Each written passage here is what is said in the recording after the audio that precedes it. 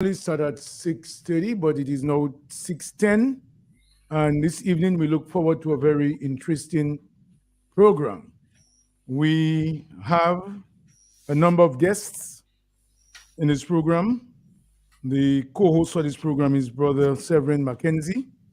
I have in studios with me Brother Steve Joseph, who is the president of the Dominica Public Service Union. We will have representative, that is a panel discussion, but we're going to have representative from the DIC, the DHTA, Dominica Hotel and Tourism Association, the Business Forum, and the Manufacturers Association.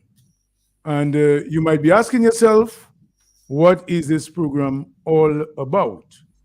Well, we felt that is the PSU, we felt that it is the end of year, and we should involve some other organizations in really saying exactly what their views are on for the year that is just about to disappear, 2023. What are their thoughts in terms of progress, in terms of the limitations, in terms of challenges, and so on.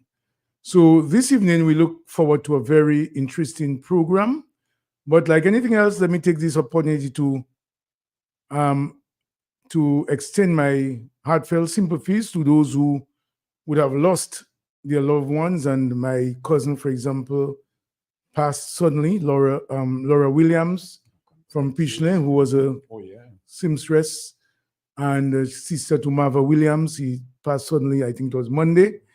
And we want to extend our heartfelt sympathies. Brother Steve, I also understand that somebody I knew very well, Chrissy Challenger, who worked with an insurance company at some point, passed on yesterday. I don't know whether you're aware of anyone else. No, but just to extend condolences, I knew Laura. Her mother worked with the village council. Correct, for a number of years. For many years. I'm sure it's a loss not just for the family, but for the community. Oh, definitely it is, Brother Steve. Brother Severin, good evening to you. Brother Mackenzie, good evening. Good evening, Mr. Litter. Good evening, Steve. Good evening, Brother Mackenzie.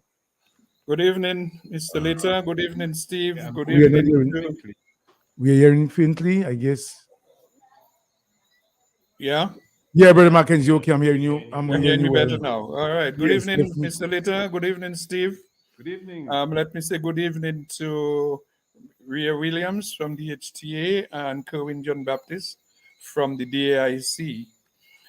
And we're expecting Daryl Bob from the Dominica Business Forum and Sir John Robin from the Manufacturers Association.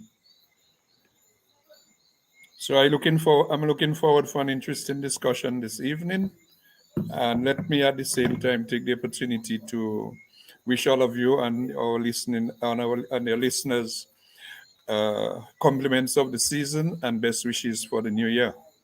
Brother Mackenzie, thank you very much. And I will start by asking those who are present to give a brief introduction of themselves. Just say who they are. Maybe you'll just use about 2 minutes or so, and then we get done. After they would have done that, we get right into the discussion. Okay. Everyone hearing me clearly, right? Definitely so, yes. Okay, good evening, everyone. My name is Kerwin John Baptist. I'm the Executive Director for the Dominica Association of Industry and Commerce.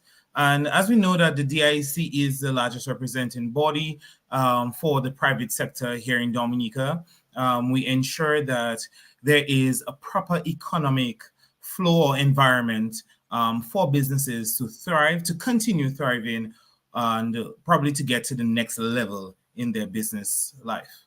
Thank you very much. And we have, is it Rhea? Yes, Rhea. So hi, everybody. Merry Christmas, season's greetings. I am the new Executive Vice President for DHTA, Dominica Hotel and Tourism Association. The role of the organization is really to be a voice for the various businesses within the tourism industry, from accommodations to restaurants and bars, to tours, to taxis, everything and every aspect of the tourism industry.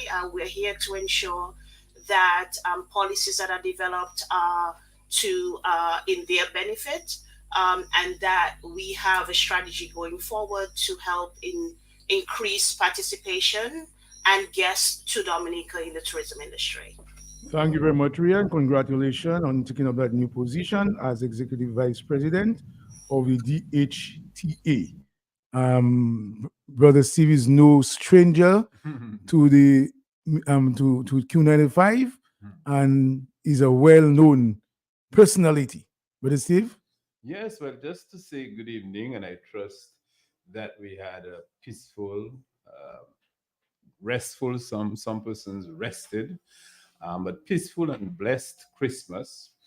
And I trust that we have expectations for the new year, 2024, to improve on some of the things that we've started. So I want to wish everyone well, but I'm happy that we do have a very full panel this evening that will explore various aspects of the economic, social, and I trust political and environmental landscape of Dominica. And of course, to have some fresh perspective, Brother Later. Last week, we spent some time dealing with our own in-house perspective as a union, but it's good that we're broadening that pool and that perspective to give some kind of analysis and look forward to 2024 with some more optimism. Thank you very much, Brother Steve. Did I miss anybody? I think at this point I will ask Brothers Mackenzie whether I have left anyone.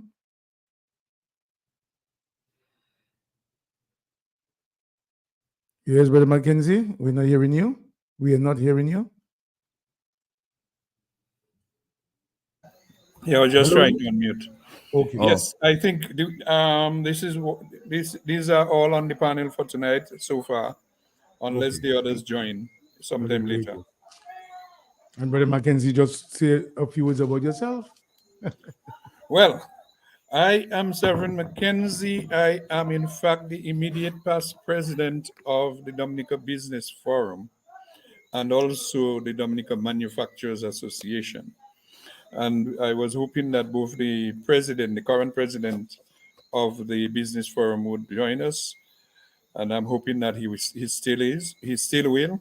That is Daryl Bob. He's out of state, but with virtual communications these days, you can be in Timbuktu and you can still join the discussion. And the other person that I was hoping would be there is the president of the Manufacturers Association, Mr. John Robin. So I'm trying to make contact with them to see. We had also sent out an invitation, Mr. Layton, to the Employers Federation, Achille Joseph, and BCAD, the Builders and Contractors Association. So we haven't seen any of the four. So let's hope that during the course of the evening, within the next 2 hours, they will join the conversation, because I think it's an important conversation to have at this time. Thank you very much. Well, I'm Thomas Layton. I'm the General Secretary of the Dominica Public Service Union. And as Brother Steve said, we have been doing all that we can to make sure that things are okay with our members. We have never failed to speak out when we should. And tonight, it is indeed a pleasure, and we feel very happy that we can share, Brother Steve, this platform with the DIC, with the DHTA, and with Brother Mackenzie. And we are hopeful that the others who were invited will join us later in the program. Severin and I will be hosting, or will be moderating the program this evening. I want to start, though, by inviting each one of you, let's say, to take about 5 minutes or it could take a little longer because not everybody's here, and to say to us exactly what are your impression of what it has been for us as a nation in 2023.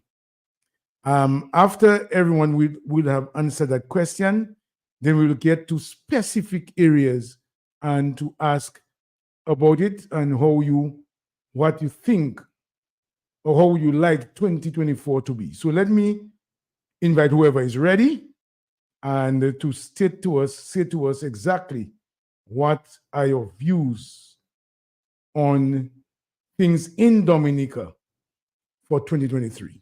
Who will be the first one to open the innings? The inning, I'm not too sure. Hi, good evening. I can go ahead. It's not a problem. All right, no problem, Brother Cohen, John John Baptist. Baptist. Mhm.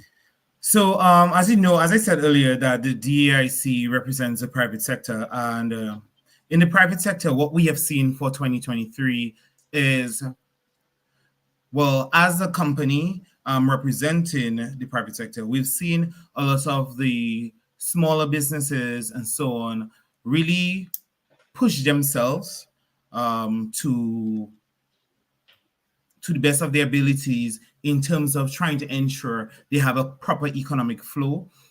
We've seen a lot of training opportunities within the digital space. So we know that a lot of the smaller businesses here, the MSMEs, have gone into the digital environment, which is new to them. And we've seen a lot of new training brought on to the private sector and to the DIC members. We know we had a business model canvas training. We had a business game, micro business game. These were two trainings that were brought down from the German market into the Dominica business environment for trainings and so on. So this is what we have seen on the positive side in terms of businesses. But we've also seen businesses struggle to meet their demand. We've seen somewhat of a hurdle or hindrance, I would say, to the flow of business in Dominica, even looking at the Christmas season here, which is still going on. The flow of or the spending power of the citizens has been low, and this has been a hurdle for a lot of the businesses within the economy. Okay, thank you very, very much. Brother Steve, can we now invite you to give your perspective, from your perspective, how you believe or how you saw things for 2023? Well, well, you know, the union is interested in job security, in job creation, and that comes with investment. And I can reference both the ECCB and the IMF that actually projected some growth in the region of 4.6, as real growth to 4.9%. But the same IMF in its report of July this year said that we were having somewhat of a cost of living crisis. And of course, to have arrived at that assessment means that some of our projections that we had were not realized, or they are, in fact, they cite that there are some headwinds that is affecting the kind of growth that was anticipated. And of course, a lot of those things are hinged on the impact of COVID, pandemic, the recovery from Hurricane Maria, and of course, they call it climate shocks, and a number of inhibiting factors. But some of the key players are with us this evening in terms of the sectors that's supposed to be driving the economy. Tourism, business, small business in many cases. We're looking at ecotourism, more or less. And what we're seeing, Brother Later, is still a heavy dependence on public sector investment to create employment. I hate to reference it, but it appears that the main employer and employer creation is the government. Continue to sort of engage people under the National Employment Program, and you know our stance on that in terms of sustainable jobs and jobs that can really create an impact in the economy. The earnings of these employees does not augur well for disposable income to patronize the business sector. So when someone gets, minimum wage, or even just on the borderline of minimum wage, and you expect them to go out, especially around now, Christmas time, to patronize the businesses and to really shop, and you see people walking home with bags of toys, and that's not being seen. And I think one can assess that there's some sluggishness in the economy. And it means we have to try to do something possible with cost of living. I heard fuel prices went down. So inflation is creating a major hurdle for the surge that one anticipates that will create great economic activity that will benefit the common man and their families. A few people are smiling, I'm sure. It's not all bleak. A few people are smiling. Some people have better earnings. I guess, some are at Clear Harbor and so on and so forth.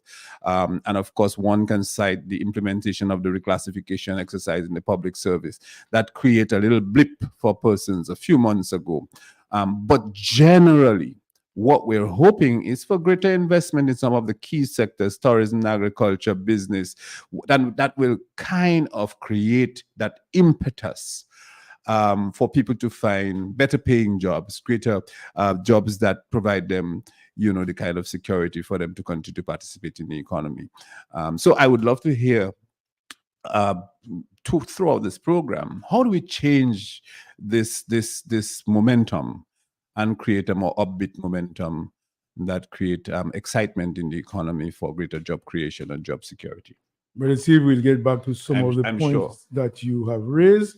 But let me at this point invite Ria to give her impression or her organization's impression of how things have been for the year 2023. Well, for the tourism sector, there have been some great steps forward, as well as some challenges. So, for example, the participation, the number of people who participated in, our big festivals, which are Carnival, Jazz, and Creole Festival, those numbers were higher than previous years, from my understanding. Again, I'm new to the industry. We've also seen greater diversity in what's offered to our guests, both local and visiting. So, for example, an expansion of the number of whale tours and dive companies that are in Dominica, like, Fort Young, for example, just launched their dive shop, and additional to that, we have Simon Walsh, who has his dive shop in Soufriere. We have Soufriere Outdoor Center, Western Moses, who created the Waitikubuli Sea Trail that you can kayak from Scott's Head to Capuchin with 14 legs. We have Seacliff Cottages, for example, who just created a new gin for Dominica, and has introduced gin tours, because all of her ingredients for the gin are locally sourced except for one item, which is juniper.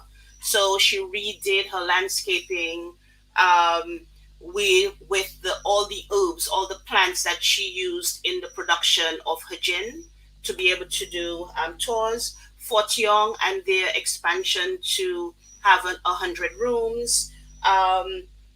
So there have been positive steps.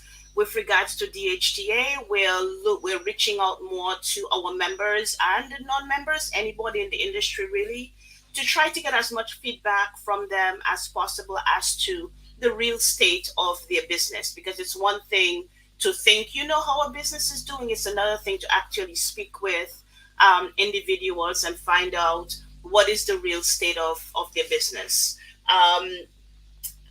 As an organization, we have started to do, restarted to do our Act Talk series. The first one will be in January. So that's a lecture series, which is actually an interactive workshop. We're also going to start doing a trade show, which will be in February. And the idea of the trade show is to bring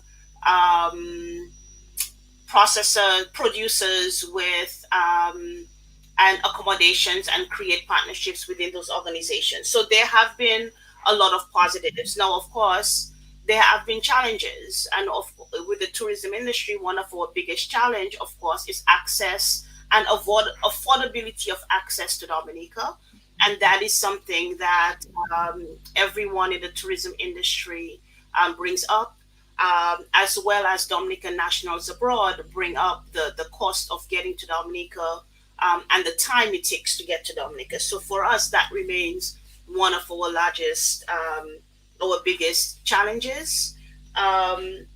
Because a lot of people are interested in Dominica. It's just, how do we get them here and get them here in a timely manner with their luggage? So but we are working on that. The other thing as well is challenge with regards to the cost of of operating a business in Dominica. The cost of everything went up. The cost of insurance is high. The cost of supplies are high. The cost of labor.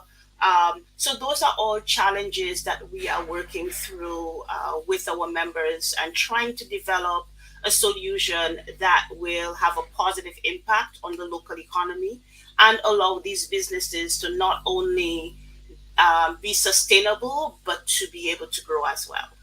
Thank you so much. I'm sure everyone is taking some notes and some of the points that were raised by all three of you that at some point later during the course of this program, we might touch on some of them. But let me at this point invite Severin to really pose the first specific question or concerns to you all, the panelists.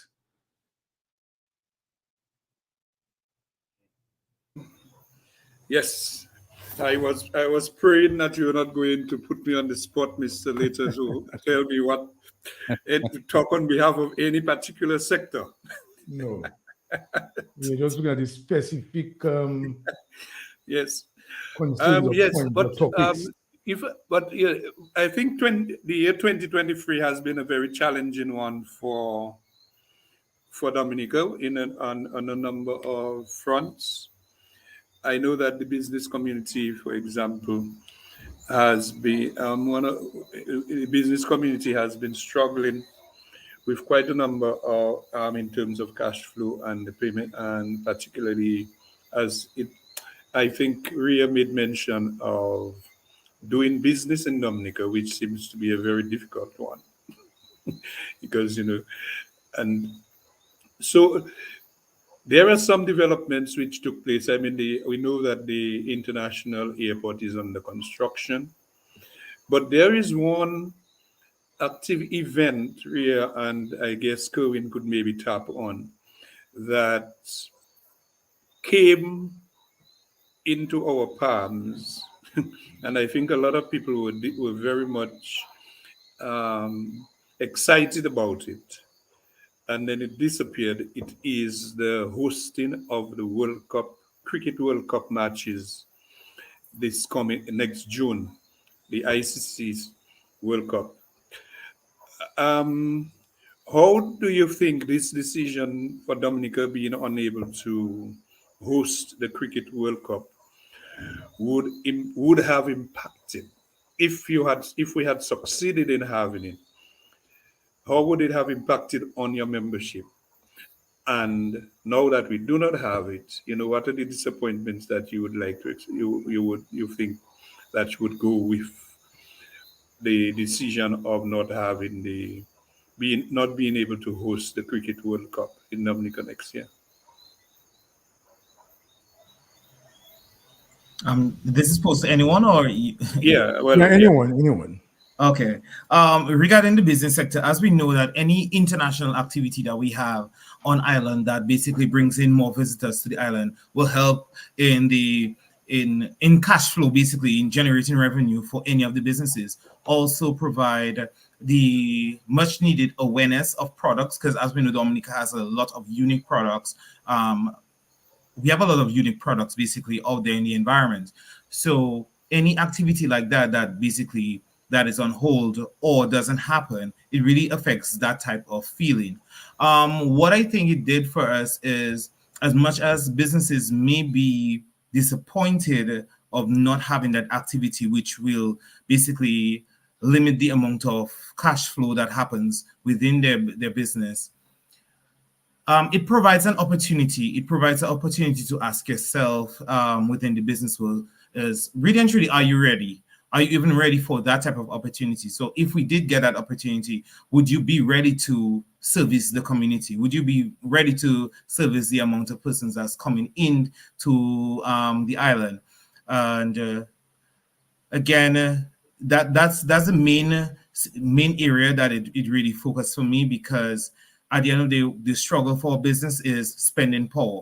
The more persons we have here in Ireland is the more revenue every business will be able to gain.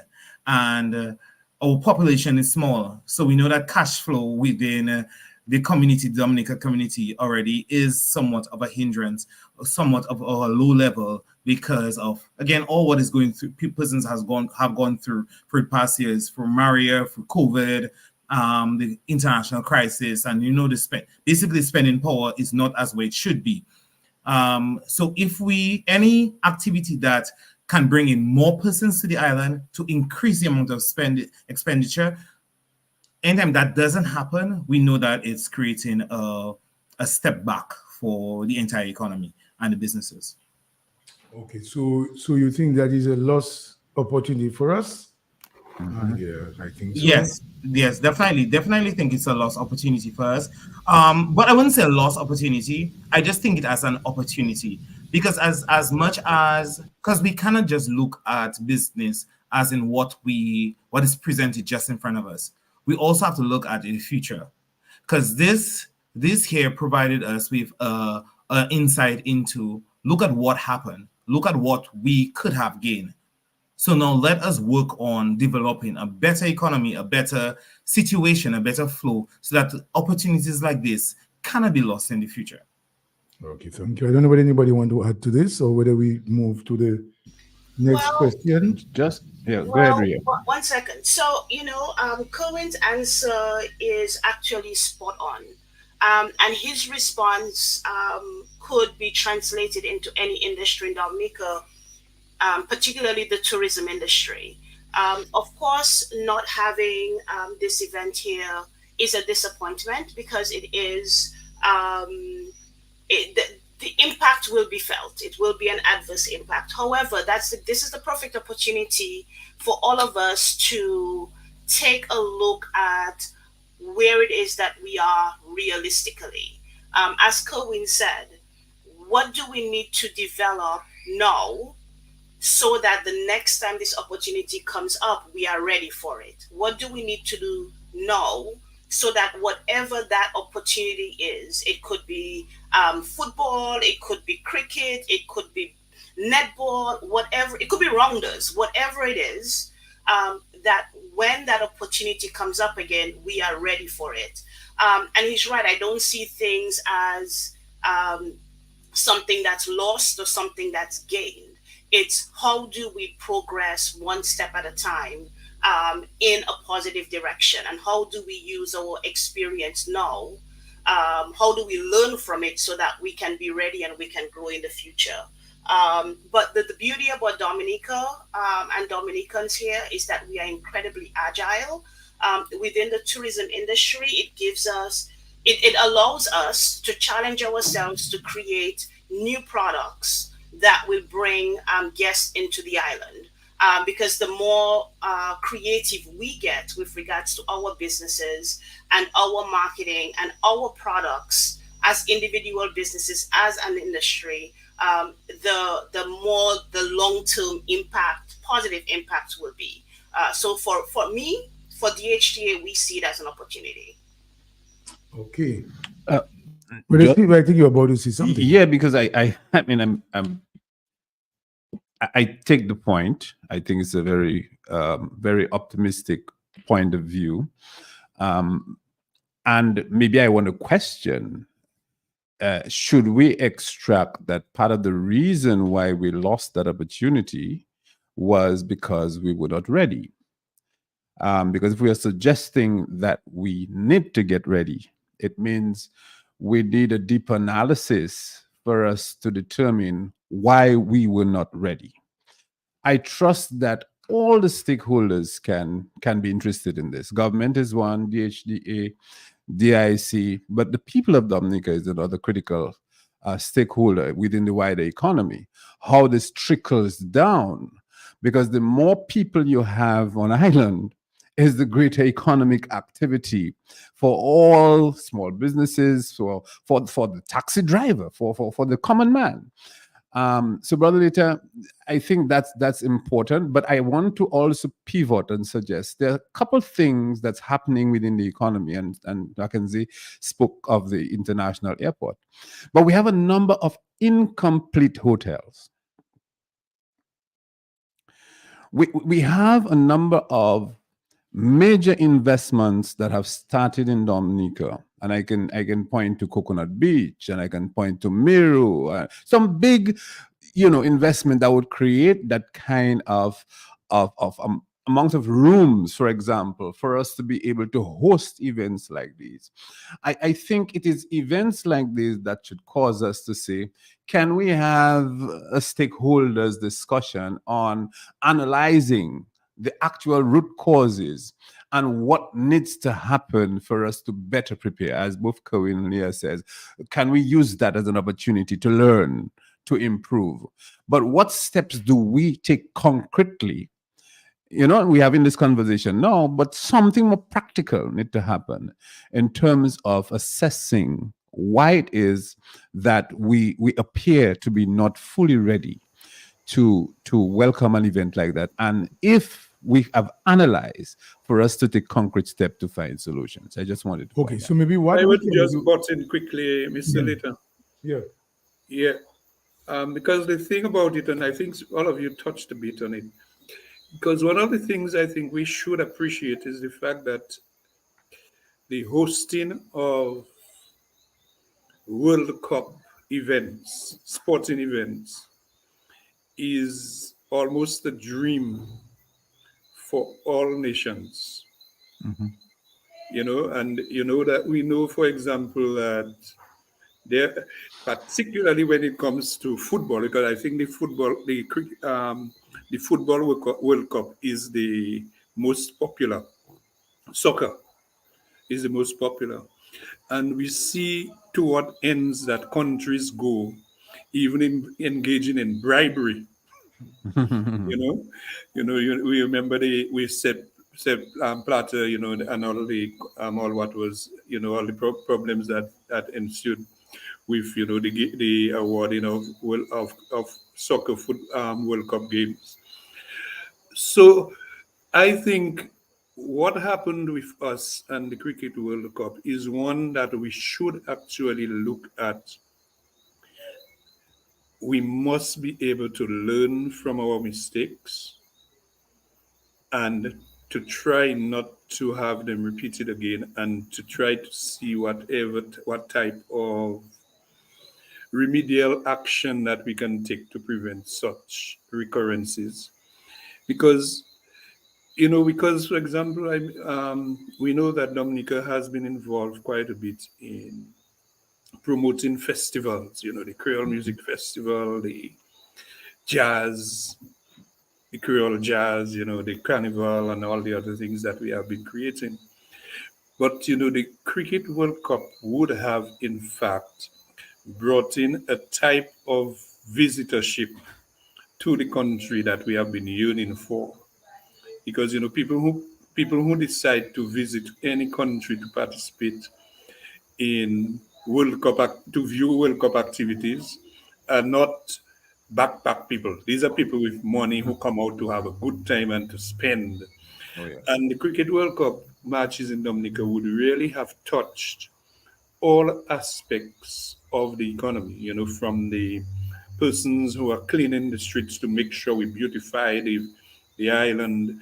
I believe that every single person who had a spare room stood a chance of having it occupied because of the limitations of hotel rooms on the island. You know, the entertainment industry, and you could just name it. There was quite enough. So we have. I hope we at some time we can take stock and have a real um, decent type of conversation as to what went wrong and the opportunities that we lost in terms of Sweden, because it would have impacted very positively on the country.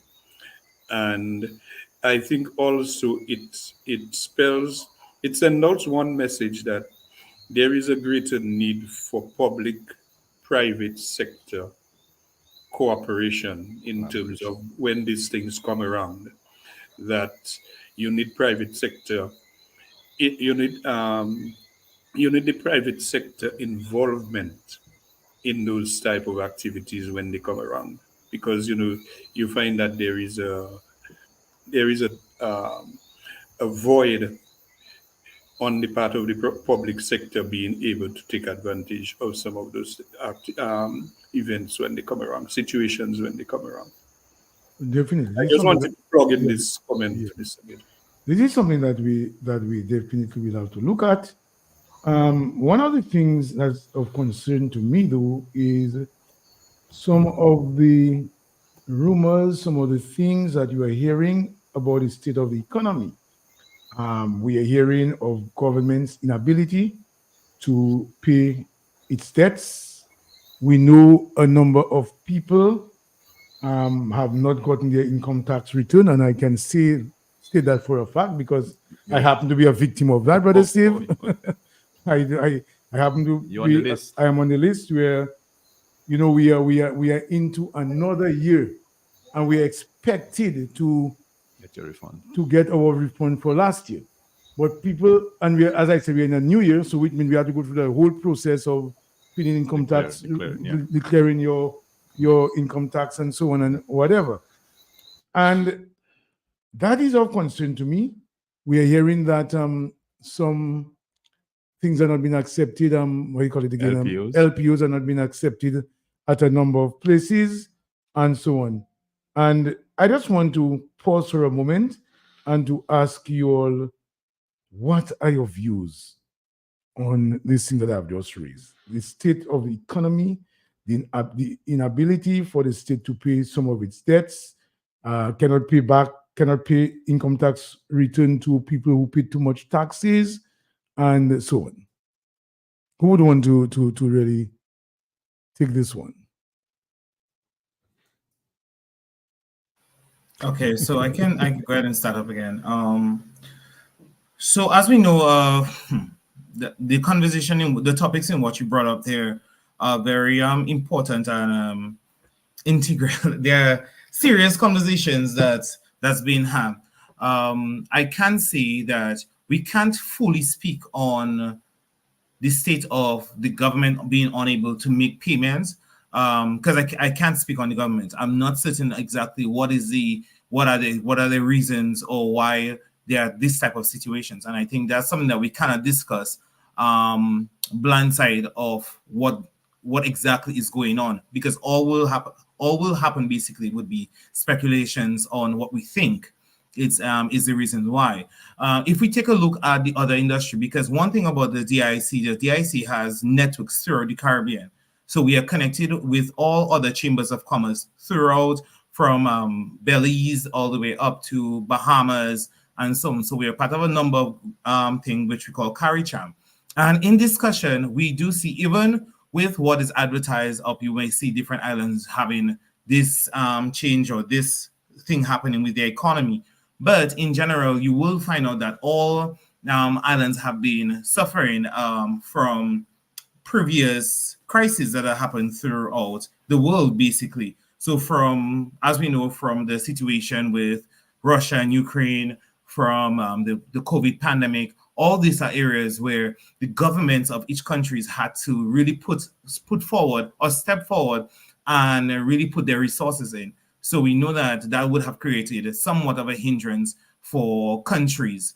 And this is something that I think the private sector is aware of, and everyone should take note of, that we expected for at least, if not 3, but up to 5 years to still feel the effects from COVID. Now, Dominica being an island that came from Erica straight into Maria and straight into COVID, we know that the effects from these disasters don't happen right away. These are effects that you will start feeling months, years after. And we've been basically going from one to the next. So I will say that I know that has created somewhat of an issue with the economic flow within the country. And it's really for the powers that be to sit down and evaluate and find the right investment opportunities that can help bring in more cash to have better economic flow within the island. Okay, good point. Ria, do you want to say anything on that specific area at this point?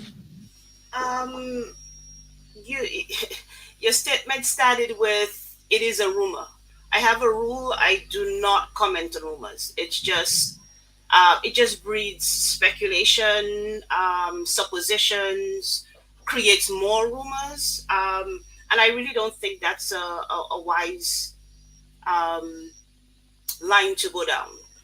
No, if we're speaking in terms of the economy as a whole, I think that, as you pointed out, it seems like it's the public service that is becoming more and more the larger employers on the island. I think that is something that we need to change. We need to see more investment, and I mean real investment in the private sector, specifically our agro processors and our local producers who are doing a phenomenal job with very, very little. So what we need to do is re-strategize and look at these agro processors. The gentleman that's making local flour that's gluten-free, our soap producers, our hair and skincare product producers, our foods. I mean, we do so many things here. What we have to do is look at how can we invest, the private sector actually invest in this business so that they can grow and create more employment with less reliance on the government. Yes, I agree with you. And Severin just made the point, the need for greater public-private cooperation or collaboration. And I think I do not think over the years we've sufficiently explored how to get the best model of collaboration. Because I think there is a role for the public sector to facilitate investment, to create the climate and the environment, and for key agencies to continue to play its part in terms of marketing, for example. So in terms of setting standards, so the role of the Bureau of Standards, the role of Dexia, for example, to facilitate export and import, the role of trade, so the role of Ministry of Agriculture, so the government as a machine and how it supports investment. I think it's critical because, of course, we can create great niche in Dominica. We have all the natural produce that we have in very small portions, people exploring the tea bags and the herbs and so on. But in terms of producing on a large scale to flood the regional and international market at international standard, I think there exists a mass potential. But related to your point, though, I think we need greater research. So we need to move from speculation to facts. And I think there is a vacuum in Dominica in terms of data. Where is the census? We heard, so that's one of the things that we entered 2023 with a big hula about the census and to complete it and then to put it online. The one of 2011 took a while before it was published. When was the last labor market survey done? I go online trying to get information on that kind of thing. How do we analyze the amount of entry we had over the last 12 months in terms of tourists entering the country, or whether it's local coming back home or foreigners and so on and so forth, to do that kind of analysis so that we can speak to the facts? And how do we empower key government agencies, the Labor Division, Documentation Center, the key government agencies are supposed to deliver on those, to support the what's happening in the wider economy? I think we need to explore that conversation on public-private collaboration going forward. Okay, I am sure Severin has some more questions, but just just before he get there is one I would want to put to you all, and it is a fact. That one is not rumor. The non-payment, Brother Steve, of tax return Is a fact. Is a fact. That is not rumor. That's right. But as I said, I'm a victim of that also. Correct. And the fact that LPOs are not being accepted at certain business places, that is not, that can be corroborated. That is not a rumor. That is a fact. But one of the things I want to talk about is the imposition of visa requirements to the United Kingdom. Yeah. And I'm sure that this itself has negatively impacted our citizens. So I don't know, Brother Steve, whether you would want to say something on that, and then after you would have made your comments, and if the two others do have any comment after that, Brother Mackenzie can pose the next question. Well, I'm sure your question is very loaded, Rolita, because it's not just about visa entry into Britain. It's about our image globally. I'm sure that is hinged to the CBI, and I think there are some positive things that has happened in terms of our program, the CBI program. One will cite, its assistance to recovery in the post-Maria era in terms of our infrastructure, in terms of housing, now the international airport. I would love to hear a perspective on the international airport from our panel as well, as to how knowledgeable you are on the machinations and monitoring and the assessment that's gone on into that. But in terms of the British government taking that decision on Dominica should be concern for every Dominican.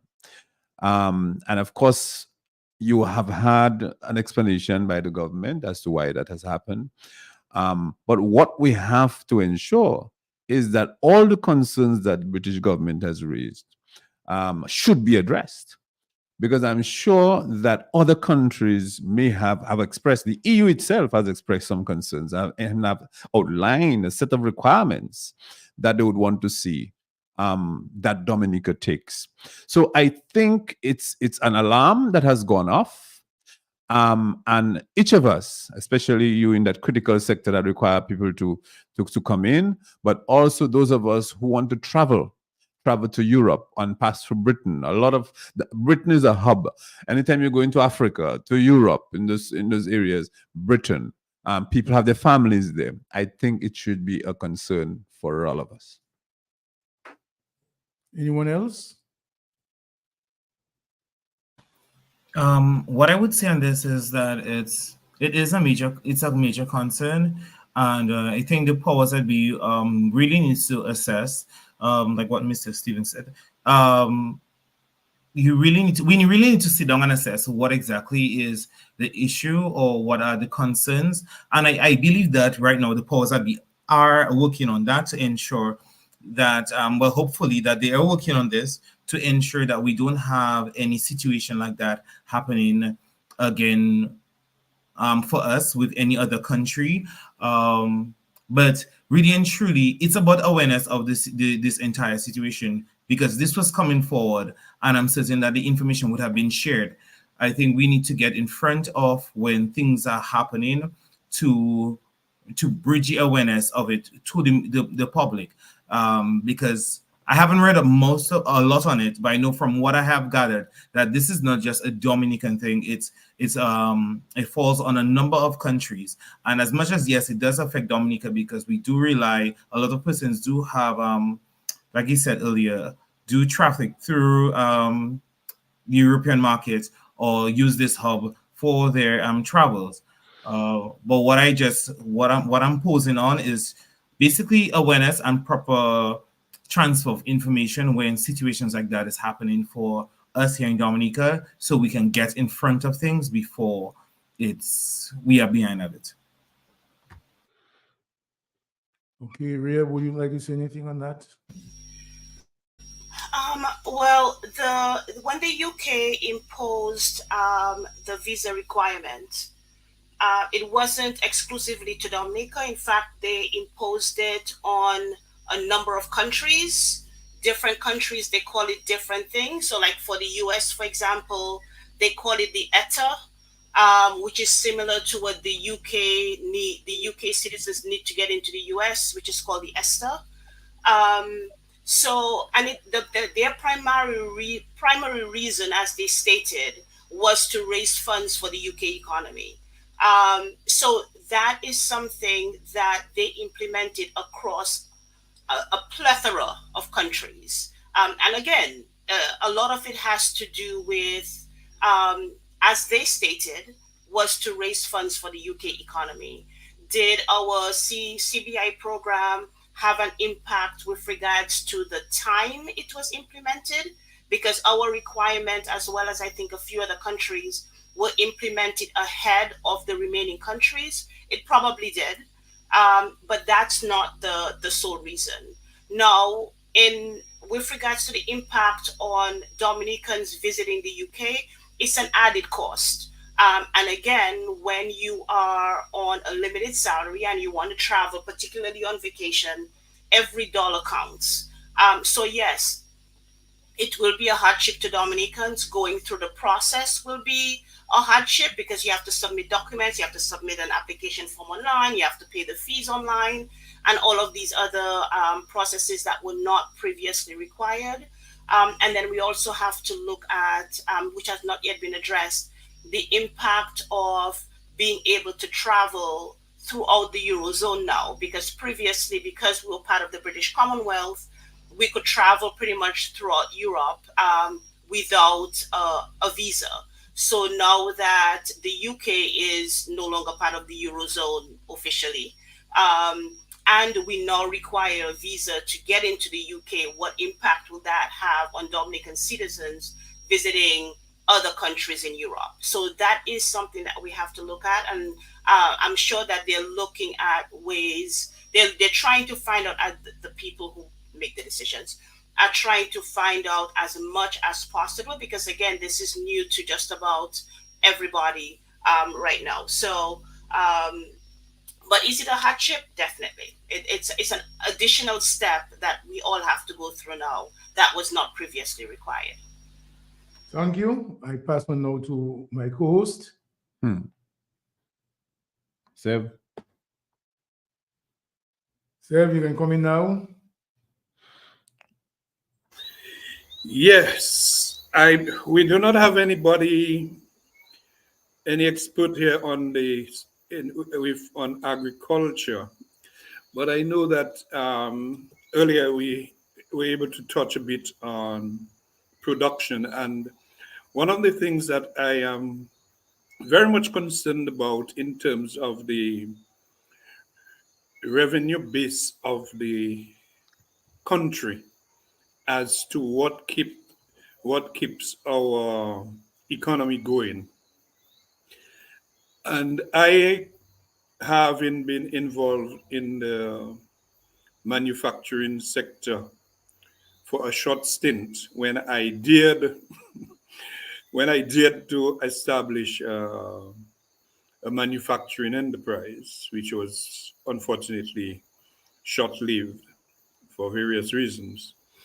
But one of the things that, in my observations, as far as manufacturing was concerned, and I think it spreads along a lot of the other industries, is our ability to produce in volume.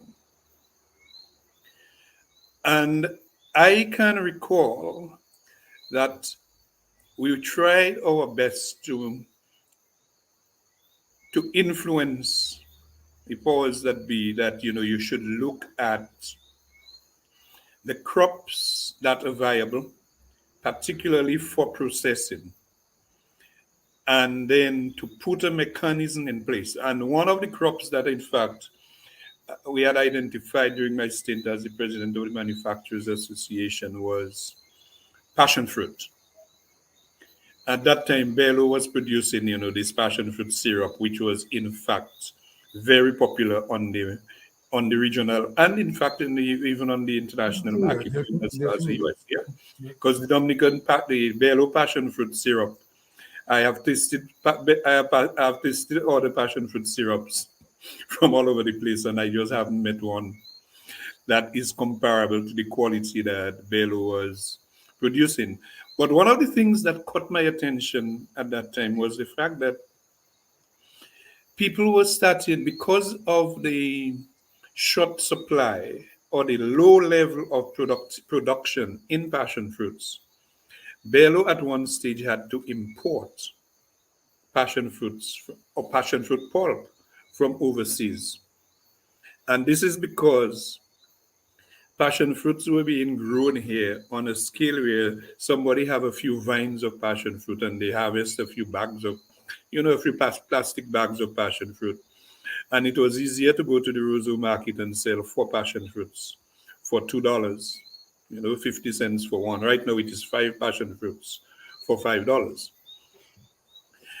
And if Bello were to purchase passion fruits at that price, then the cost of the syrup that they were producing would be almost $50 a bottle. And we also did the same analysis for coconut and virgin coconut oil. And I say all this to raise a question in terms, and this would, because you could always bring up the similarities to the industry and the tourism industry, and in fact the business industry, the business community, as to what can be done as far as production is concerned that could that we could have an increasing level of production in the country where we can be competitive and at the same time profitable. Um, so, okay. Let's speak specifically with regards to farming, which is an area that we have a tremendous amount of opportunity as an economy and as a country.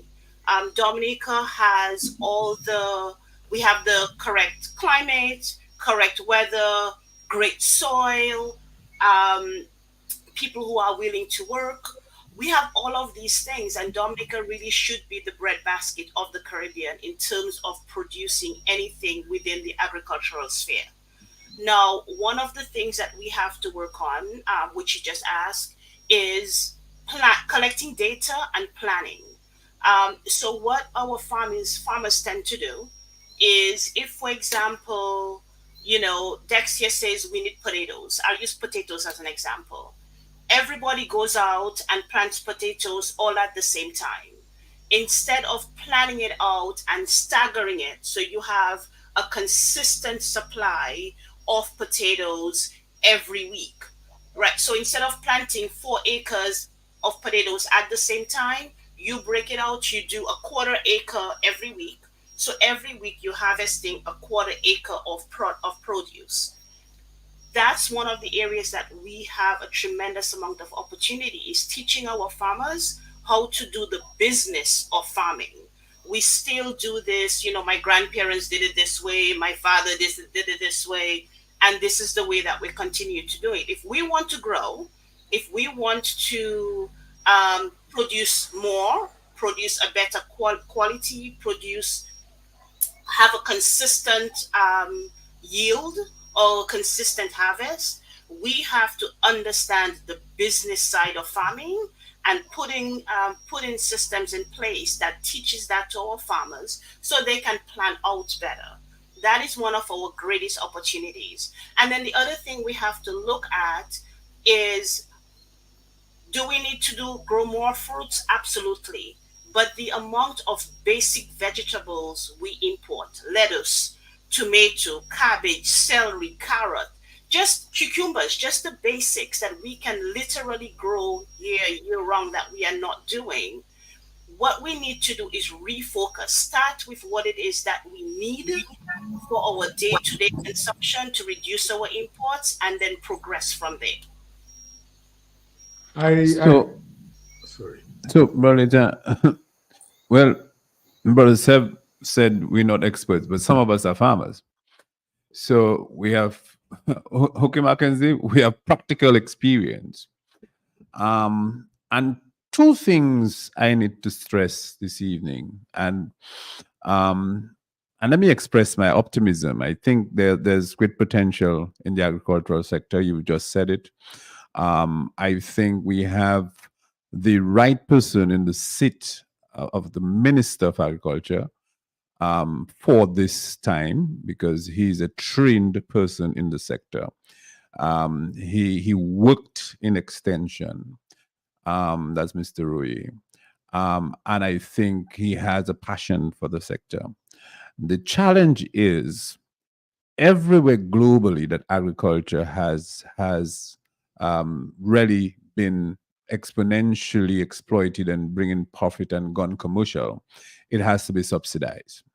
All right, it has to be subsidized. Agriculture is a fickle sector.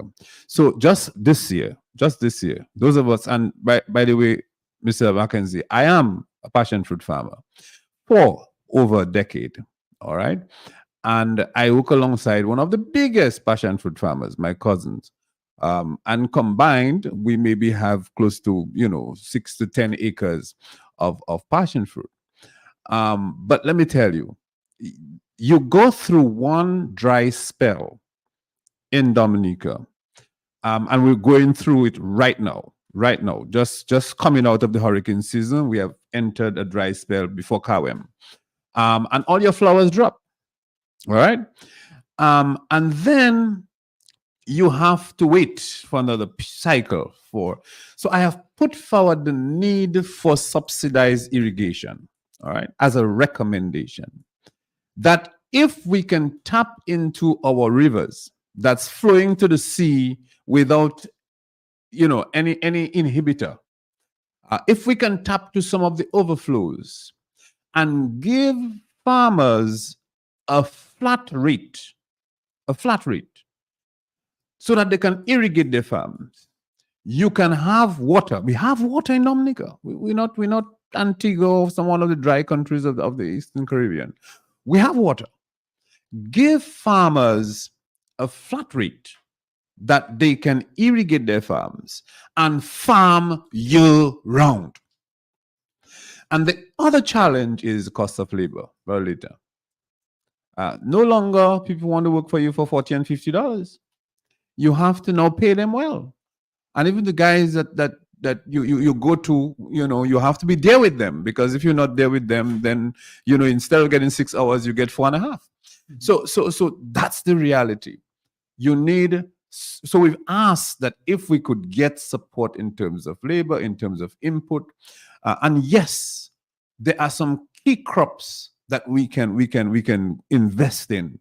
So you're looking at the passion fruits, and you're looking at things like soursop, and there are some, even the Irish potatoes. I've seen some people, but part of the challenge is the same water issue.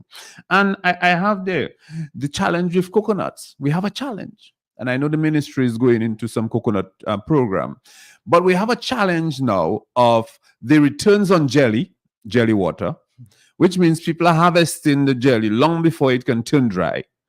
So you have to now have a program where you produce for jelly, and then you also have to do the dry nuts, because there is that competition that people can find dry nuts now, because before it gets to jelly stage, it's cut for coconut water. So I think we need a conversation on how best to exploit and also see the Yeah. plants. the plants as well. The plants was it because Yeah. if you're not allowed them to get dry, then it means that you won't have plants.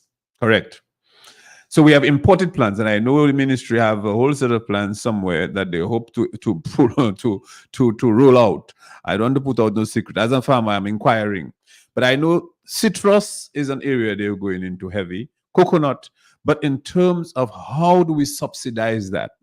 Because Dexia seem to be sending invitations for farmers to bring their produce, but you cannot sustain the market volume. You cannot sustain the market because you have challenges with the weather, with the patterns, with labor, with disease. And so we have to address those if we're really going to exploit the agricultural sector for commercial purposes. All right. I see we have according to the clock, we have Maybe about take some 44 calls. minutes. But just before we open up for calls, Brother Steve, there is a very and Ria and Kevin, there is a very important area that I just want to also touch on, and it has to do with the level of crime and violence in our community. Security. Not too long ago, we had a double murder, and that included a prominent investor in one of our southern villages. We know that there was a recent amnesty. We know of the breaking up of a police station in St. Joseph. It was. I mean, all these things can negatively impact on our economy, our position. And I would just, not too long, but just briefly ask you all to make a comment on that, especially the murder of this prominent investor that we had, and also the rise in crime and violence. We know Dominica can still be considered, Brother Steve, as having the lowest incidence of crime and violence Per capita. per capita, maybe. Or maybe not. But we need to look at that. Your views on that. So Daniel Langlois and Dominic Machad of Colibri Ridge, their death is a tremendous loss to the tourism industry in Dominica. I don't know if you guys have had a chance to visit their property, but what they managed to do is simply immeasurable. They were able to create a fully off-grid, sustainable property. The service is amazing. The staff is phenomenal. The place itself, the space is beautiful. The food is amazing. Oh my God! But anyway, but their deaths were, a tremendous loss to Dominica as a whole, because they touched so many lives. They did so much for the community of Soufriere, and the way the way we lost them, I think that's even more heartbreaking. So they will definitely be missed. With regards to crime in general in Dominica, I think we're looking. When a building is burning and somebody's jumping out of the building, you don't ask why they're jumping out of the building. You have to ask why is the building on fire, right? And what we have to do with regards to crime is realize that people do not go into crime as their first choice. We have to do a number of things in Dominica that will alter the direction of the life of our youth in Dominica. Perfect example, we need to restructure our education system to ensure that we reduce the number of young kids, boys and girls, who are dropping out of high school. Because if we do not catch them at that point, we've lost them for life. We have to make sure that we implement programs within the schools that are a support system for these students.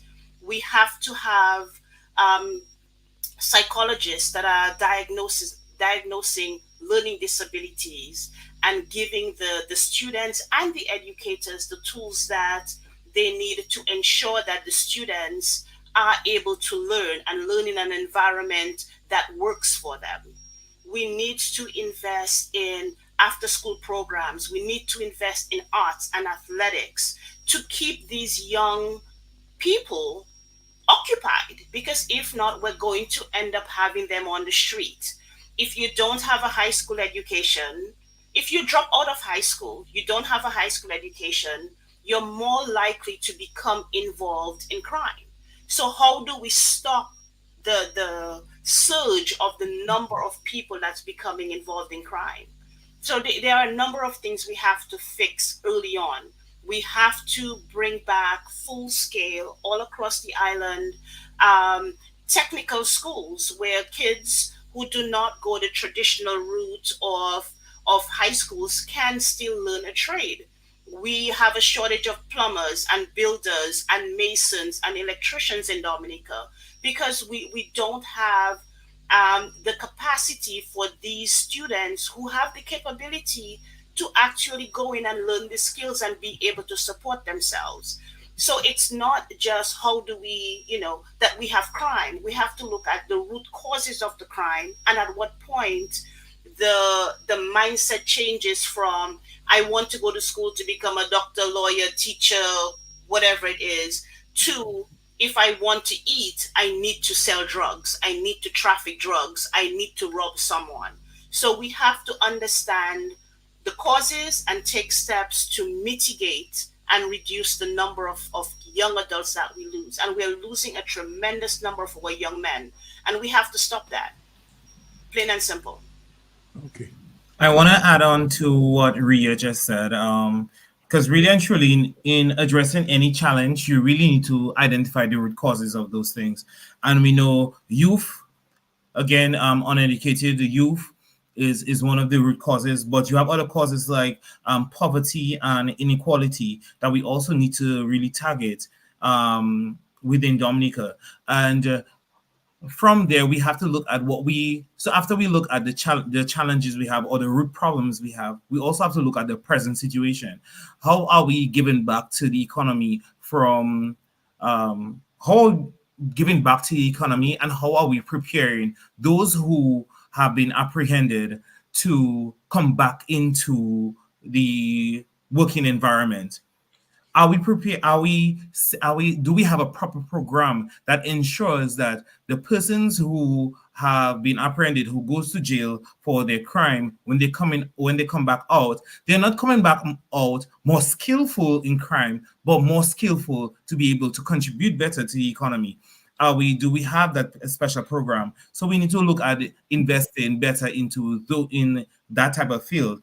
Also, one of the things that I've noticed recently in a few of my trips around the Caribbean and on the international market, I have noticed that the presence of authority, and in Dominica, that is something that we can see that it lacks. I will say after a new class comes out of police officers, you will notice that you may see a few persons walking the streets more and more. But then afterward, that is not consistent. And one of the issues is that we know that Friday night it's a period that a lot more persons are in town. Why aren't we seeing more police around the streets? The presence of authority will also help in mitigating the number of crimes that is going on. And then what is the next step of that? What are the regulations? What are the steps, or what are the punishments, that are in place? Is it really harsh enough, or is it foundational enough to know that if I do a crime, I know that if I get that punishment is going to be really harsh, that I don't want to go ahead to do that crime and so on. So we really have to take a look at the entire process. With crime, starting from the root problem, looking at to where we at right now, the awareness, and also giving back the respect to the officers. because you have situations where officers are not being respected, or in communities where officers are not being respected. And that is something that we need to make ensure that that doesn't take forward, it doesn't continue. Because if we're looking to develop Dominica even better, we're looking to get an international airport, we're looking to have more persons on island, we need to ensure that our police officers are an image of the justice system. And when persons see the presence of a police officer, they know basically I need to put myself together. The question you asked, and I know we're moving with time, is very loaded. And I think that's one of the areas maybe we need a symposium on, the whole issue of safety and security, because there are so many aspects to it that I think we just touched on a few. And I need to say very quickly, while we can point to youth involvement at some level, not only the young are involved. The issue of crime and violence touches every aspect of the society. And it goes to the core of the morality of the country. Because the people you think that's involved, some of them are just fronting for other people that's involved. And some of the people who end up being, arrested or caught or killed are not always the key perpetrators. Some of them are the unfortunate ones that are caught. So I think that's one of the areas that requires us to dig a little deeper to if we're going to solve, as you said, if you're going to find the cause of the problem, you have to unpeel the layers. For example, my community is a very small community. And part of the challenge is some of the young boys are on the block, but some of them are not involved in crime. Some of them involve smoking their little spliff. Yes, they smoke cigarettes. They drink their liquor, alcohol. But we know the 1, 2, 3 persons in my village, when they out of jail, we know to keep our doors and our windows closed. And that's it. You know the others that are not prepared to work for $40. We know the others that are not prepared to go to any youth skills. And I met a youth officer recently who says to me, boss, we put out invitation, advertisements for young people to come forward to do youth skills programs. And there was very minimal interest. And one need to investigate why it is that opportunities for training, I am part of a board of the center where adolescents learn to love and serve. And it's difficult to recruit young people to become part of these programs. So there are programs that are there, and young people are not interested in coming forward. Why? Part of it, we have to move beyond the minimum wage. We have to move beyond the minimum wage. We have to begin to pay our people well in Dominica. Some of them prefer to remain on the sidewalk, don't go to no training program, and see how they can make a fast buck. But to know when they get that fast buck, they have something in their pocket. They can buy a phone, they can do something. So it's a very loaded situation that we need to investigate well. And so I'm saying maybe it's one of those things we need to do in 2024, a symposium on safety and security. See, I didn't talk about crime and violence. I want to look at the positive of it. The positive has to do with keeping people safe, keeping people secure, and creating opportunities for people to have a very positive means of having an income. All right. It's 7:28, and we have a number of areas that we still have not touched on. But I see that we may have to continue that discussion, because the whole question of electoral reform is something I wanted to talk about. The state of the condition of our capital city. That is something that I wanted us to touch on. And, we haven't really had any calls. We see the people have been trying. So let me take that first call and then ask the caller to be brief, and we'll take it from there. Caller, good evening. Thank you for calling. Yeah, Mr. Lisa, good evening to you. Good evening to your guest in studio. So, Mr. Lisa, earlier on I Mr. Are you there, Mr. Yeah, Leta? yes, we are listening to hearing you. you. Yeah, we're hearing you. Yes, Mr. Leta, I heard you said that. I heard you all said that Dominica have had like how many homicide and per capita. It's not that bad. Was that your exact words, Mr. No, Leta? maybe not. We said it may be lower than some other countries, but with our population, we could have 2 or 3 homicides, and our one rate too many. and per capita It's it one is too high, many, yes, based yes. on our population. So what we are saying is, while we may have small numbers of crime compared to But other per capita, countries, it's but per concerning. capita it is high. Yeah. That's exactly Yeah, what I. Mr. Leta, indeed it is high because if I am not mistaken, Dominica have had like how many? Around 18 of them for the year. I mean, we have never had that situation in Dominica. But Mr. Leta, let me take it a little further. I heard you have 2 other guests there, and Yes. I would like to ask them what's their take on that. They don't really have to on-site; they don't want to, but they made a very interesting observation that crime, you have to tackle it, the root cause of it. And I'm going to straight shoot at the politician. When you have politicians telling you that they have snipers, they have Navy SEAL, etc., to protect them, Mr. Layton, your guest in studio, I'd like them to tell me what they think about it. I mean, when you have politicians involved in crime and criminal activities, what do you expect? I mean, we heard it clearly from the wife of Roosevelt Skerritt. She said that they have Navy SEALs, they have all these criminals to take care of the affair for them. I mean, that's why we'll always have crime and criminal activity, and we'll have some that will go unsolved, Mr. Layton. I'm just resting that there for the night. Take care. Well, such was not good. I think it's irresponsible, and we do not encourage those things. I don't know what the callers, whether our panelists want to comment specifically on that, but I can say to you, caller, that these comments or remarks are not things that we would welcome at all, because some people interpret those things in their own way, and they can react in certain ways that is not beneficial or helpful to us at all. So my reaction is, those statements should never be encouraged. They should be discouraged, and we shouldn't take pleasure in hearing them. But I don't know, since you have requested the panelists to comment, I will pause, and if any one of them want to do so, maybe not everyone, but if anyone want to do so, we can, and then we could briefly look at the 2 other areas that I made mention of. I will say that I can't speak on a topic that I am not fully aware of. I've not heard or seen any communications regarding that from what the caller stated.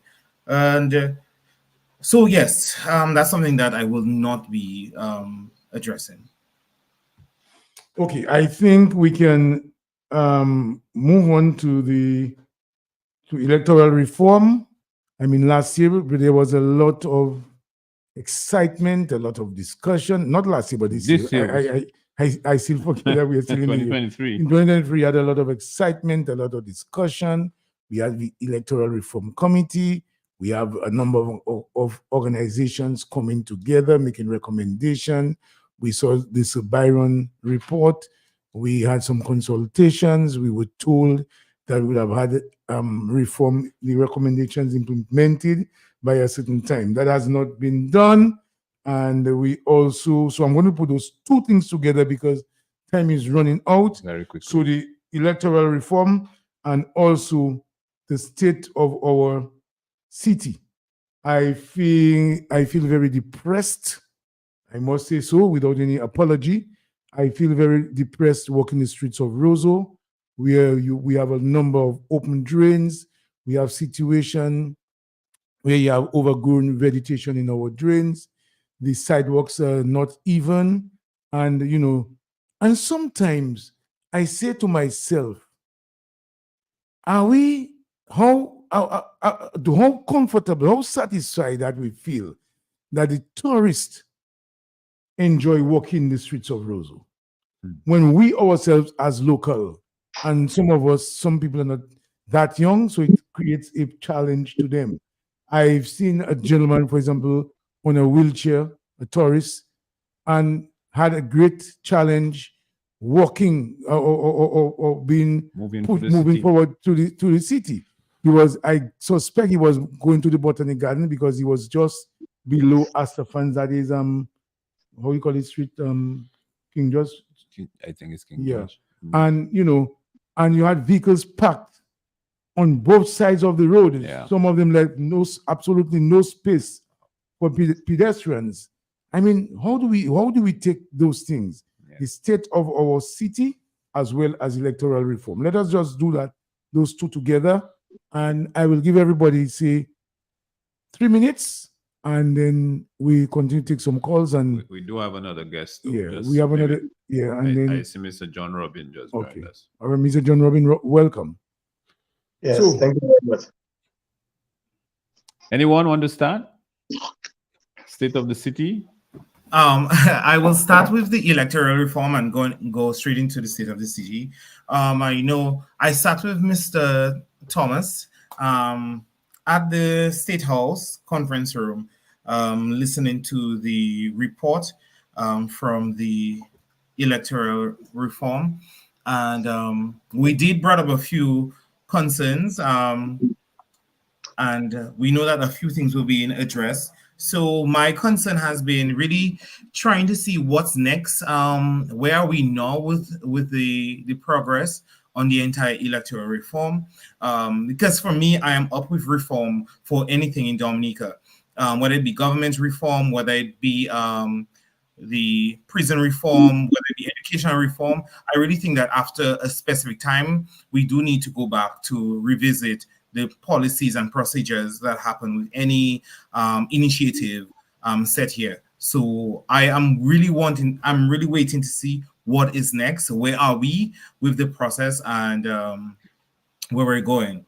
Regarding the state of the city, as the DIC, a number of our members do business within the city, and I will say it has been challenging to do business to its full of its potential because of the processes, because of the current environment within the city.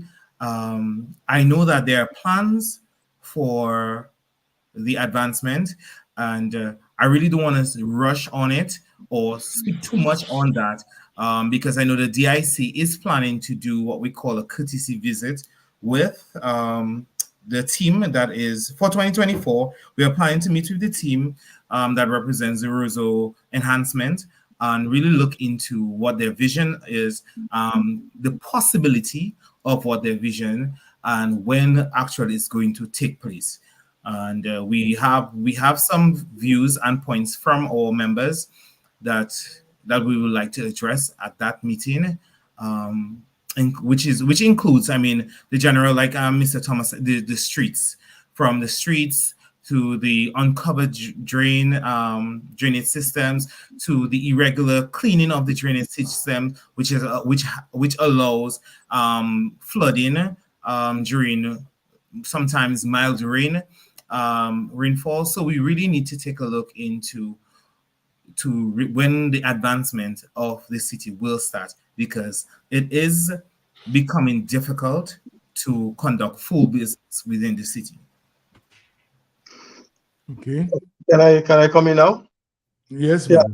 Re-electoral reform. I've been part of this whole process, and I interacted with Sir Dennis Byron personally, and we really tried from the business association to really try our best to do what we could. What I find is that the electoral reform process, I think, is painfully slow, and I would hope that we can really speed up the pace, because we've been speaking about that for quite some time, and I hope that we can get a wider cross section of the population involved, so that we could have more input from, let's say, the private sector, public sector, civil society, and academia meeting in certain forums, and let us really see how we can make this thing a meaningful thing in such a way that it respond to the aspiration of the populace, so to speak.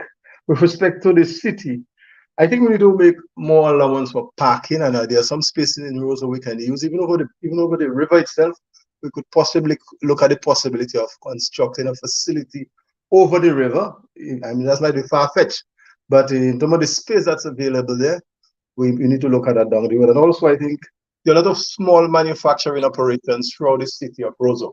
I think it's sad that we have the Bank Industrial Estate in Canefield, and then we have also something at something also in Goodwill, Lower Goodwill. And then we find that there is most of the most of the processing operation are very micro there, and as a result, we are not scaling up so that we can create a greater impact on our economy. We need to take measures instead of focusing on just startups. We need to look at the companies that are viable and are ready, so that we can increase our export and we can contribute more to GDP and we can create more employment. And so I think what I think we need to do is to look at how we can use some of the space within the ozone environment to create a better space for manufacturing, and so at the same time we can upscale, so that we can go to more markets, because there's a great demand for products out there, but the attention that the firms require is absent, and we are focusing just on startup and small exhibitions. But in terms of really producing to export containers and so on, there is no effort, even if the support getting banking support for it. The process is very frustrating. So you have to basically do almost everything by yourself. Okay, thank you. Anyone else? Well, a few points there, though, and I think Brother Mackenzie was the one maybe who stressed that point the most during the consultation. There may have been more. Some of us had the same issues, looking for, the voter ID card and so on. But we were concerned as to what was going to happen after the consultation. Yeah. And that is still one of the major outputs that I'm hoping that we can address. I heard the Prime Minister this morning mention that draft legislation might go to Parliament within the first quarter of next year. But those of us who are stakeholders in the process would want to know what report came out of the consultations before it get into Parliament. So I think there were consultants or there were people taking notes. One should be reporting back to say, we received the report from Sir Byron. We went through a series of consultations. This is what has come out of the consultations. And that should be presented back to the stakeholders before draft legislation goes to Parliament. So that's one. The whole issue of the city, my question is there a plan for the development of the city? All right. I've heard about urban renewal, urbanization, urban development, but can we point to any organization that has a plan for the development of our capital city, Roseau? So when you talk about the size of sidewalks, the height of sidewalks, have we set standards as to what is required? Or are we going to see that if you choose contractor A to do 500 feet of sidewalk, it's going to be different from contractor B, who's doing another 500 feet of sidewalk? And then you end up with all these irregularities in the city. Or should we have a plan that says this is the standard, and it doesn't matter who we take as a contractor, they're supposed to deliver according to the plan? I see there's opportunity there for the private sector. Well, can we explore people adopting front their businesses, but there's a plan and they can help and they maybe get some tax break or something. I see an opportunity for municipalization, where the city council gets involved in not just spearheading, but they're empowered to maintain going forward. The mayor of the city of Roseau should be playing a very key role in the whole operations management and standards of the city.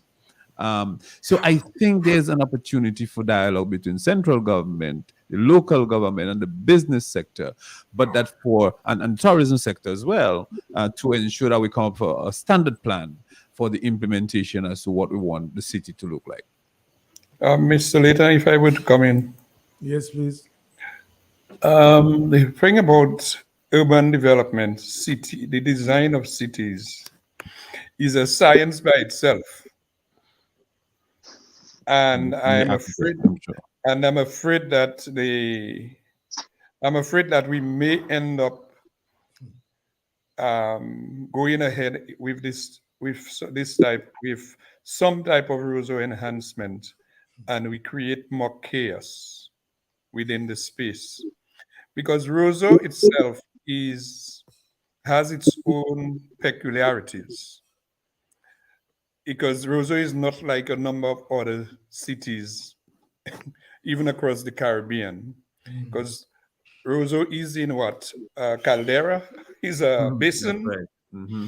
Is a basin that is the sea on one side, and then it is surrounded by all those hillsides. And then you have a situation where Roseau is almost Dominica. Everything that you want to do in Dominica these days, with a few exceptions where that Portsmouth offers, are done in the capital city of Roseau. Mm-hmm. So when you talk about, and then there are some basic considerations that you have to give when you're considering the development of a city, because a city without people living in it is almost a ghost town by itself, you know. So you have to, so there are a number of factors that you have to take into consideration. The resident part of it, how many people are going to be residing, how much residential units that you'll have, the business sector part of it, then you have the institutions, then you have the traffic and the ease of movement. You know, there are so many things that you have to take into consideration when you're looking at developing the space. Because basically, you know, it's really what do you do with the space? And it's basically, you know, like we did in architecture, form and space, espacio y forma, you know, and looking for the highest human comfort. How do you achieve all those things? Because you have the social, you have cultural, you have spiritual, you know, have so many different things. And Roseau in itself being so peculiar, you know, with all the peculiarities that it have. You know, I think Roseau is maybe one of the few cities that to go to the south is only one road.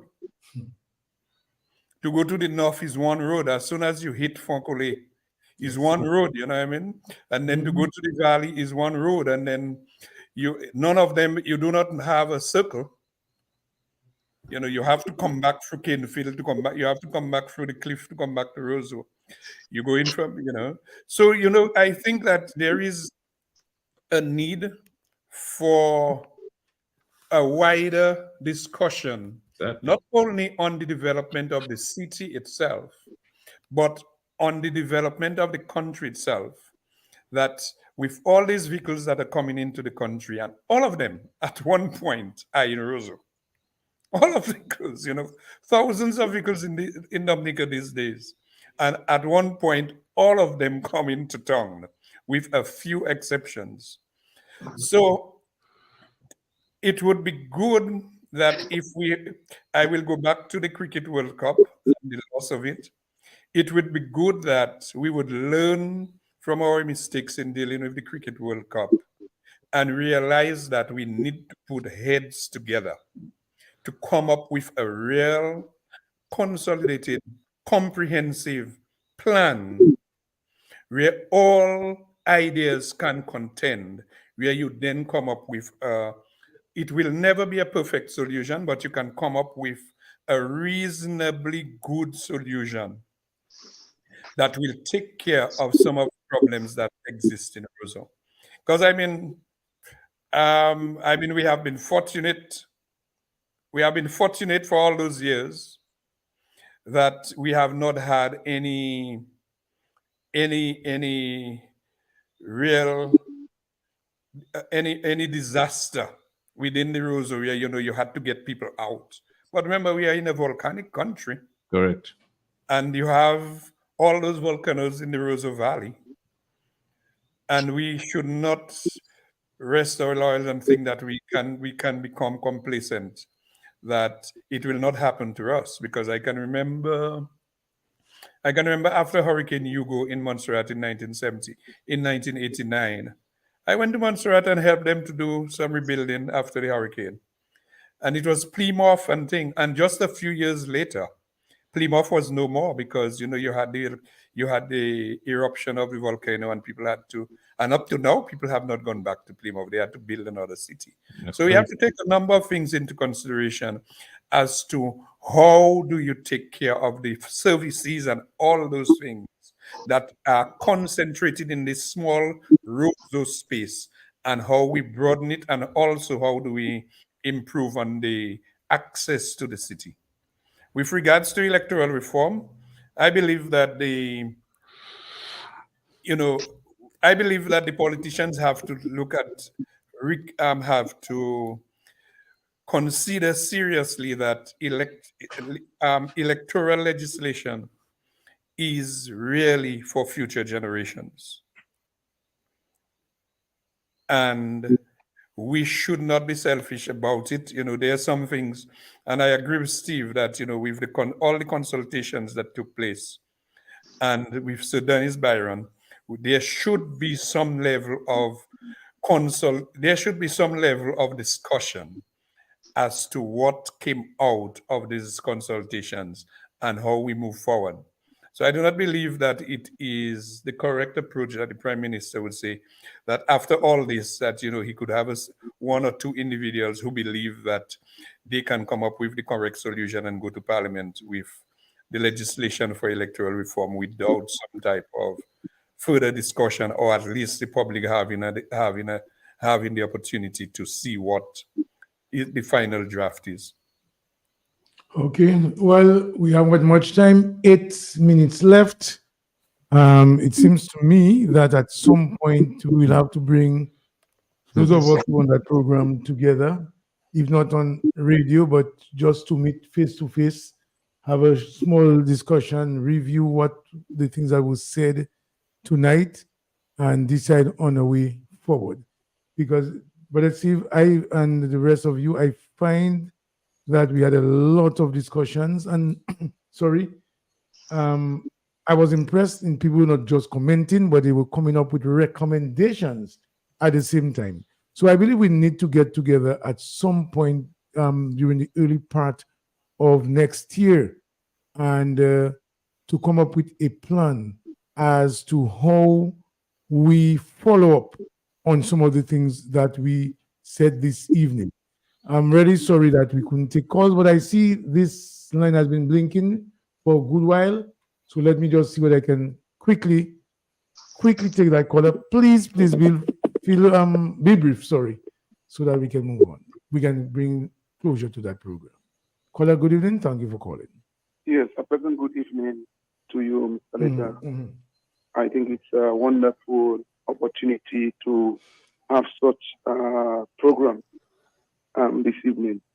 But I have a little concern because I'm not too certain who, I think it's Mr. John Baptiste, DIC person, who is he represent? Because DIC. I find there are some simple questions like concerning the city, and he would have said, yeah, we plan to visit the city council. Simple question like the electoral reform. I know there are some things that that will be in the, that will come up in the reform. But my problem is look at the city. A number of persons, either they sell out their business, either they close down their business, and now very little the activity is just not there. I'm looking at it like that. Now, I also want to ask that question. I want to ask that question. Whether the DAIC, whether the union, whether the business forum, whether you all have or in the process of doing an impact assessment of the that marijuana thing. How they call it? How they say they do it? Decriminalization of marijuana. I have already put that question to some OECS people, whether there has been an impact assessment on the decriminalization of marijuana on our young people. Because we're talking about employment, we're talking about capital, we're talking about the city, we're talking about electoral reform, we're talking about, a better Dominica. Okay. And that is the question I would like to, and whether the DAIC, the union, was also in discussion when that decriminalization of the marijuana took place. Okay, caller. I can state for the union. As far as I can remember, there was absolutely no consultation on the decriminalization of marijuana in Dominica. But caller, what I will do is we have 5 more minutes. We must bring that program to a closure. So I'm going to ask everybody, and please bear with me, panelists, and a minute and a half each to round up. And in rounding up, you can answer briefly on what the caller has called about. And a minute and a half for the most. We need to be out of here by 8. Yeah, so we have to be out here by 8 o'clock. So who do we start with? Please. Okay. I'm gonna go right ahead since he directed to me also. So first, I just want to say thank you for inviting the DIC here today. And again, the DIC is the representation of the entire private sector. But in order for the DIC to make any statements, have any initiative, one thing that we always make sure that we have to make sure that we do our research before we go ahead in making statements or bringing forth information out to the public or to the private sector. So for 2024, situations like what the caller just represented regarding policies which the government normally brings out, we are looking to target all of these different situations and really have in-depth discussions with how it's impacting the private sector versus how it's impacting the public sector, and basically generate reports that will be shared throughout the private arena. Thank you very much, Ria. Thank you for inviting the HDA to this forum. And the questions that were brought up were interesting, and you are right. Each of these things need to have its own individual program, because it's one thing to just, briefly touch on the surface, but you really have to go into it and do a full analysis of identifying the problem, coming up with solutions, and then developing a plan of action, as well as a follow-up plan on possible solutions. So I look forward to seeing where this discussion goes in the future. All right, Brother Steve? Well, nothing much more to state, Brother Lita, than I think we need to do this more in depth and maybe more often. Because as you see, there are a number of other issues that are linked that we have not even explored. And it's good to have a platform like this that we share, but I think we have to drill down on some of the solutions. I hope, like the city, for example, just listening to Mr. Mackenzie, it suggests that we need to bring in professionals, engineers, seismologists, volcanologists, architects like himself, and the other sectors to even discuss how we plan out the city, and also how we plan to move the services given the risk factors that exist with the city. So I think it's the beginning of a conversation that need to continue. Yeah, definitely. Mr. Robin, you joined us lately, but... Yes. Yeah. Not an emergency, that's why, sir. Okay, I think just continuing for Mr. Mackenzie left off, I think we should look very seriously at decentralizing manufacturing, but at the same time, we should provide the incentives so that it would also minimize the cost, because we have to look at our proximity to the port, proximity to the labor force, and proximity to the market, etc.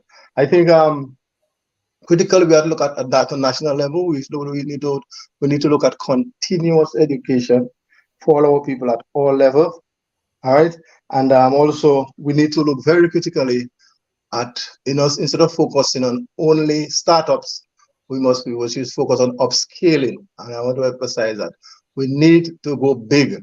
We are too small and we are not creating no impact on our GDP. We need to start to have some serious manufacturing operation that fits into our ecosystem, and at the same time that opens us out to the market in the OECS, the wider CARICOM, the Mercosur, and also you have to look at the agreement we have with the EU plus. Also, we have to look at the possibility of available in North America. North America needs our product, but we are not selling because why? We are not producing.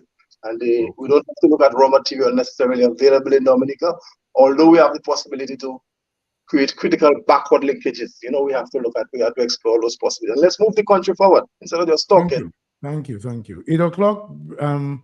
Reverend Mackenzie. Thank you. Finally. Yes. We the clock has shown us that we are 8 o'clock, but I cannot not let you see your last word on that, and then that's it. I think it was a pleasure being part of the discussion this evening, and I think we are ending the year on a very good note where we can see some level of collaboration. The Dominican Public Service Union provides professional services to members. And we apologize for that. It was just a we apologize for that. It's good to see that we are closing the year with where we can have the private sector organization and business service organizations coming together and have this level of discussion, which should set the pattern, the tone for what comes in for the new year, because we need more of this type of sober discussion. Let ideas contend, and these are things that we used to do in the past. So I think in 2024 we should try to reintroduce this type of discussion. Thank you very much. Thank you very much. So all I can say to everyone is thank you all, and we will follow up on this discussion and on the whatever we did tonight, and we look forward to further discussion. Thank you all. Goodbye, and may God bless each and every one of you. Happy New Year to everyone. Representing interest in all areas of industrial relations, the DPSU is creative in providing a range of other services, which include instant cash facility, financial assistance for education and training, gymnasium and preschool daycare facility, through medical insurance, and the insurance of membership cards, which provides access to discount benefits. We also provide to the public comfortable, air-conditioned, and well-equipped facilities for conferences and receptions. Our mini-mart service caters for the needs of our customers. The DPSU restaurant serves delicious meals